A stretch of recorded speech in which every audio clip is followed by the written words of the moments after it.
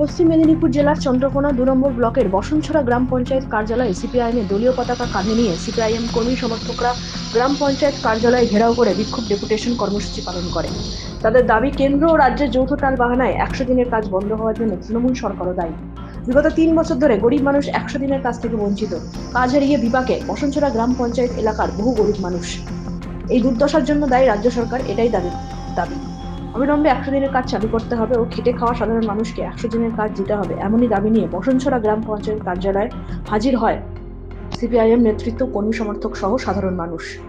CPIM নেতা সুস্মিত পাল বলেন, কেন্দ্র ও রাজ্যের যৌথ টালবাহানায় ১০০ দিনের কাজ বন্ধ। আমরা সেই সমস্ত মানুষকে একত্রিত করে গ্রাম পঞ্চায়েত দপ্তরে ১০০ দিনের কাজের জন্য আবেদন করতে এসেছি। আমাদের পরিষ্কার দাবি, সেই সমস্ত মানুষকে কাজ দিতে হবে। যদি গ্রাম পঞ্চায়েত সদর্থক ভূমিকা না নেয়, তাহলে আমরা আগামী দিনে ঊর্ধ্বতন প্রশাসনিক দপ্তরে হাজির হব, প্রয়োজনে আইনি পথেও হাঁটব। বিক্ষোভ ডেপুটেশন সঠিকভাবে নয়।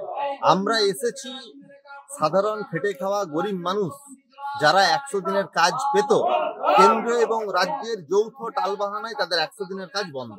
আমাদের পরিষ্কার দাবি, তাদের ১০০ দিনের কাজ দিতে হবে। আমরা সেই সমস্ত মানুষকে সংগঠিত করে এখানে হাজির করেছি। তারা ১০০ দিনের কাজ পাওয়ার জন্য আবেদন করতে এসেছে। তাদের ১০০ দিনের কাজের নিরাপত্তা এবং ১০০ দিনের কাজ চালু, এই দুটো বিষয়ই মূল বিষয়।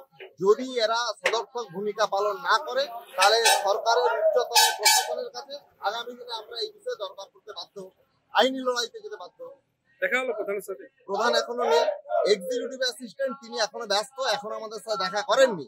আমরা রাস্তায় ছিলাম, রাস্তার থেকে অফিসের দুয়ারে এসেছি।